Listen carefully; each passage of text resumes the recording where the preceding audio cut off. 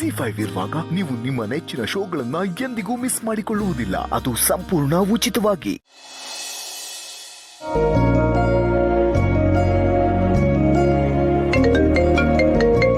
ಸಾರಿ phone. ಅರೆ ನೋಡಿ, ಲಾಯರೇ phone ಮಾಡ್ತಿದ್ದಾರೆ. ಹಲೋ. ಜಯಂತ್ ಅವರೇ, ಎಲ್ಲ ಪೇಪರ್ಸು ಕರೆಕ್ಟ್ ಆಗಿದೆ, ಯಾವ ತೊಂದರೆನೂ ಇಲ್ಲ. ಸರ್, ಇನ್ನೊಂದ್ಸರಿ ಚೆಕ್ ಮಾಡಿಸ್ಬಿಡಿ. ಅರ್ಜೆಂಟ್ ಏನೂ ಇಲ್ಲ, ಎಲ್ಲ ಸರಿಯಾಗಿದೆ ಅಂತ ಗೊತ್ತಿದ ಮೇಲೆ ಮುಂದುವರಿಯೋಣ ಅಂತ. ಆ ಥರ ಏನು ಪ್ರಾಬ್ಲಮ್ ಇಲ್ಲ ಸರ್. ಆ ಥರ ಇದ್ದಿದ್ರೆ ನಾನು ಇಷ್ಟು ಬೇಗ ನಿಮಗೆ ಫೋನ್ ಮಾಡ್ತಾ ಇದ್ನಾ? ಎಲ್ಲ ರೀತಿಯಿಂದನೂ ಚೆಕ್ ಮಾಡಿದ್ದೀನಿ, ಎಲ್ಲ ಪೇಪರ್ಸು ಕರೆಕ್ಟ್ ಆಗಿದೆ. ನಾವು ಅಗ್ರಿಮೆಂಟ್ ಮಾಡ್ಕೊಂಬಿಡೋಣ. ಸರಿ ಸರ್, ನೀವಿಷ್ಟು ಹೇಳಿದ್ಮೇಲೆ ಇನ್ನೇನಂತೆ, ಅಗ್ರಿಮೆಂಟ್ ಮಾಡಿಸೇ ಬಿಡೋಣ. ಹಾಗಿದ್ರೆ ಯಾರ ಹೆಸರಲ್ಲಿ ಅಗ್ರಿಮೆಂಟ್ ಮಾಡೋದು? ನನ್ನ ವೈಫ್ ಹೆಸರಲ್ಲೇ ಮಾಡಿಸಿ ಸರ್. ಓಕೆ, ನಾನು ಎಲ್ಲ ರೆಡಿ ಮಾಡಿಸ್ಬಿಟ್ಟು ನಿಮಗೆ ಫೋನ್ ಮಾಡ್ತೀನಿ. Okay, thank you. ರೀ, ಏನಿದು? ನಾನೇನೋ ನೀವು ತಮಾಷೆ ಮಾಡ್ತಿದ್ದೀರಾ ಅನ್ಕೊಂಡ್ರೆ ನಿಜವಾಗ್ಲೂ ನನ್ನ ಹೆಸರಲ್ಲಿ ಅಗ್ರಿಮೆಂಟ್ ಎಲ್ಲ ಮಾಡಿಸ್ತೀನಿ ಅಂತಿದ್ದೀರಲ್ಲ, ಯಾಕ್ರಿ ಇದೆಲ್ಲ? ತಮಾಷೆನಾ? ನೋಡಿ ಚಿನ್ನವರಿ, ಈಗ ಕೆಲಸ ನಿಮ್ಮ ಹೆಸರಲ್ಲೇ ಆಗಬೇಕು ಅಂದರೆ ಅಗ್ರಿಮೆಂಟು ನಿಮ್ಮ ಹೆಸರಲ್ಲೇ ಆಗಬೇಕಲ್ವಾ? ಅದೇ ಬೇಡ ಅಂತ ಹೇಳ್ತಿರೋದು ರೀ. ನನ್ನ ಹೆಸರಲ್ಲಿ ಯಾಕೆ?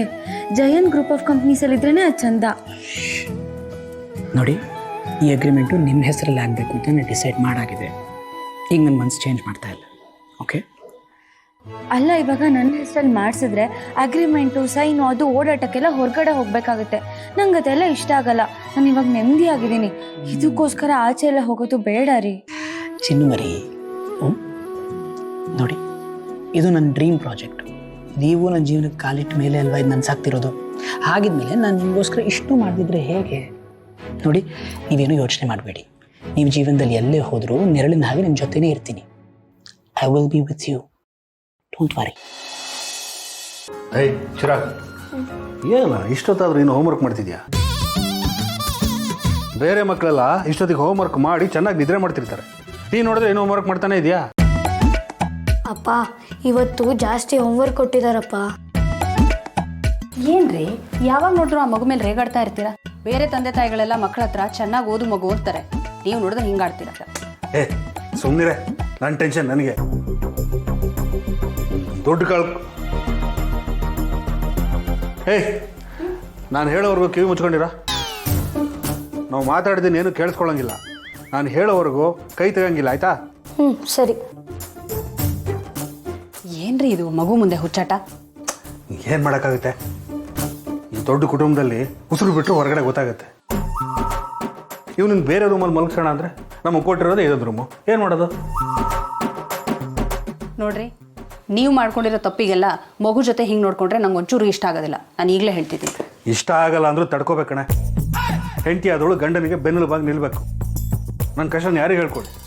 ಮನೆಯವ್ರಿಗೆ ಹೇಳ್ಕೊಳ್ಳ, ಇಲ್ಲ ಪೊಲೀಸ್ ಸ್ಟೇಷನ್ಗೆ ಕಂಪ್ಲೇಂಟ್ ಕೊಡಲ್ಲ? ಯಾವುದೂ ಮಾಡೋಕ್ಕಾಗಲ್ಲ.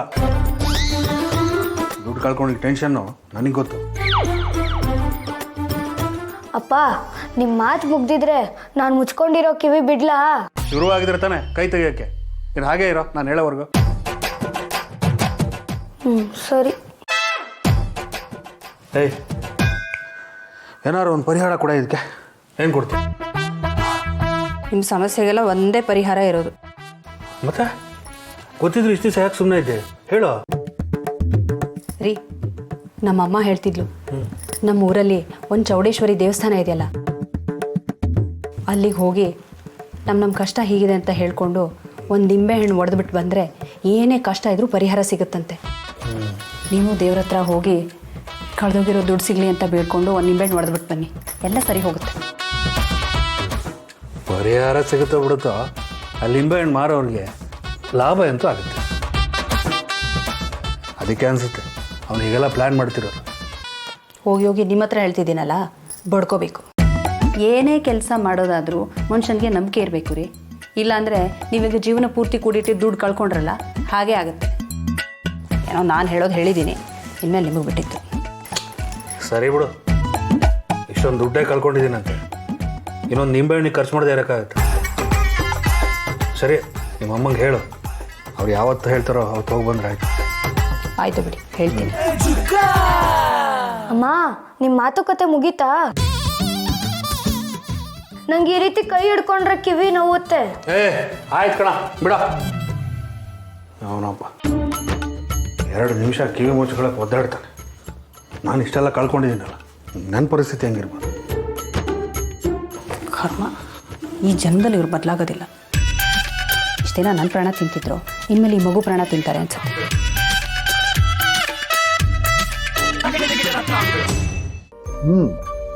ಹೇಳಿ ಜಯಂತ್ ಅವರೇ. ನಮಸ್ತೆ ಸರ್. ಸರ್, ನೀವು ಕಳಿಸ್ಕೊಟ್ಟಿದ್ದ ಪೇಪರ್ಸ್ ಎಲ್ಲ ನೋಡ್ತಿದ್ದೆ, ಎಲ್ಲ ಪರ್ಫೆಕ್ಟ್ ಆಗಿದೆ. ಪರ್ಫೆಕ್ಟ್ ಆಗಿದೆ ಅಂದಮೇಲೆ ಕಾಯೋದು ಯಾಕೆ ಅಂತ ಅಗ್ರಿಮೆಂಟ್ ಮಾಡಿಸ್ಕೊಂಡ್ಬಿಡ್ಬೋದಾ? ಆಗಲಿ, ಅದರಲ್ಲೇನಿದೆ, ನೀವು ಹೇಳ್ದಾಗೆ ಆದಷ್ಟು ಬೇಗ ಮಾಡಿಸೋಣ. ಸರಿ ಸರ್, ಅಗ್ರಿಮೆಂಟ್ ವಿಚಾರ ಬಂದಿರೋದ್ರಿಂದ ಸ್ವಲ್ಪ ನಿಮ್ಮ ಡೀಟೇಲ್ಸ್ ಎಲ್ಲ ಕಳಿಸ್ಕೊಡಿ. ನಾನು ನನ್ನ ಡೀಟೇಲ್ಸು, ನನ್ನ ವೈಫ್ ಡೀಟೇಲ್ಸ್ ಎಲ್ಲ ಕಳಿಸ್ಕೊಡ್ತೀನಿ. ಈ ಅಗ್ರಿಮೆಂಟನ್ನು ನನ್ನ ವೈಫ್ ಹೆಸರಲ್ಲೇ ಮಾಡಿಸೋಣ ಅಂತಿದ್ದೀನಿ. ಹೌದಾ? ಈ ಆಸ್ತಿನ ನಿಮ್ಮ ಹೆಂಡತಿ ಹೆಸರಿಗೆ ಬರೆಸ್ತಾ ಇದ್ದೀರಾ? ಇದು ನೋಡಿದ್ರೆ ಗೊತ್ತಾಗುತ್ತೆ ನಿಮಗೆ ನಿಮ್ಮ ಹೆಂಡತಿ ಮೇಲೆ ಎಷ್ಟು ಪ್ರೀತಿ ಇದೆ ಅಂತ. ಅಲ್ಲ ಸರ್, ನನ್ನನ್ನೇ ನಂಬ್ಕೊಂಡು ಬಂದಿದ್ದಾರೆ ಅಂದಮೇಲೆ ಅಷ್ಟು ಮಾಡ್ತಿದ್ರೆ ಹೇಗೆ ಹೇಳಿ? ನೋಡ್ದಿರಲ್ತ, ಜಯಂತ್ ಅವರು ಆಸ್ತಿ ಅವ್ರ ಹೆಂಡತಿ ಹೆಸರಿಗೆ ಮಾಡ್ತಿದ್ದಾರೆ. ಅವ್ರ ಹೆಂಡತಿನ ಎಷ್ಟು ಪ್ರೀತಿ ಮಾಡ್ತಾರೆ ಅಂತ ಗೊತ್ತಾಯ್ತಾ? ಎಲ್ಲ ಎಷ್ಟು ಬೇಗ ನಡೆದೋಯ್ತು, ನನ್ಗಂತೂ ನಂಬಕ್ಕೆ ಆಗ್ತಾ ಇಲ್ಲ. ನಂಬಲೇಬೇಕು ಲಲಿತಾ, ಇದನ್ನೇ ಋಣಾನುಬಂಧ ಅಂತ ಅನ್ನೋದು.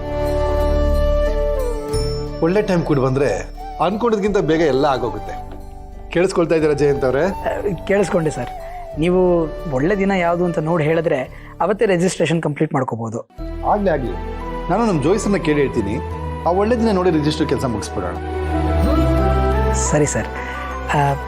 ಸರ್, ಇನ್ನೊಂದು ವಿಷಯ,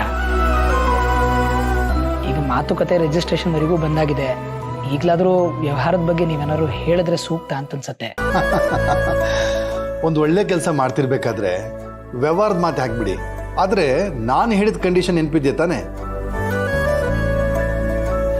ಖಂಡಿತ ನೆನಪಿದೆ ಸರ್, ಅದನ್ನು ನಾನು ಖಂಡಿತ ನೆರವೇರಿಸ್ಕೊಡ್ತೀನಿ. ಸರಿ, ಥ್ಯಾಂಕ್ ಯು.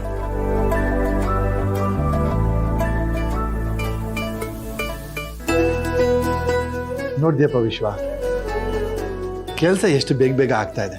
ಇದಕ್ಕೆಲ್ಲ ನೀನೇ ಕಾರಣ ಕಣೋ.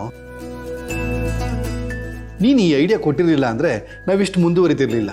ಒಂದು ಕೆಲಸ ಮಾಡು, ನಾಳೆ ನೀನೇ ಹೋಗಿ ಜೋಯಿಸ್ರ ಹತ್ರ ಅಗ್ರಿಮೆಂಟ್ ಮಾಡೋದಕ್ಕೆ ಯಾವುದು ಒಳ್ಳೆ ದಿನ ಅಂತ ಕೇಳ್ಕೊಂಡು ಬಾ. ಆದಷ್ಟು ಬೇಗ ಅಗ್ರಿಮೆಂಟ್ ಮಾಡಿಸ್ಬೋಣ. ಸರಿಪ್ಪ.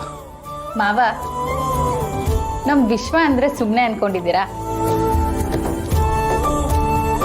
ಅವನ ತಲೆಯಲ್ಲಿ ಇಂಥ 100 ಬ್ರಿಲಿಯಂಟ್ ಐಡಿಯಾಗಳಿದಾವೆ, ಆದರೆ ಹೊರಗೆ ಹಾಕಲ್ಲ ಅಷ್ಟೇ. ಏನಮ್ಮ ನೀನು ಭಾವನೆ ಆಡ್ದಂಗೆ ಆಡ್ತಿದ್ಯಲ್ಲ? ಇಷ್ಟು ಒಳ್ಳೆ ಸಂಬಂಧನ ಬೇಡ ಅಂತಿದ್ದೀರಲ್ಲ? ಭಾವನಾಗ ಇಷ್ಟ ಇಲ್ಲ ಅಂದಮೇಲೆ ಬಲವಂತವಾಗಿ ಮದುವೆ ಮಾಡೋಕ್ಕಾಗತ್ತಾ? ನೀನೇ ಹೇಳು. ಹಾಗಂತ ಎಷ್ಟು ಗಂಟೆ ನೋಡೋಕ್ಕಾಗತ್ತೆ? ಜೀವನ ಪೂರ್ತಿ ಬರೀ ಇದನ್ನ ಮಾಡ್ಕೊಂಡಿರೋಕ್ಕಾಗತ್ತಾ? ZEE5 ಆಪ್ ಡೌನ್ಲೋಡ್ ಮಾಡಿ ಎಲ್ಲಾ ಸಂಚಿಕೆಗಳನ್ನು ಸಂಪೂರ್ಣ ಉಚಿತವಾಗಿ ನೋಡಿ.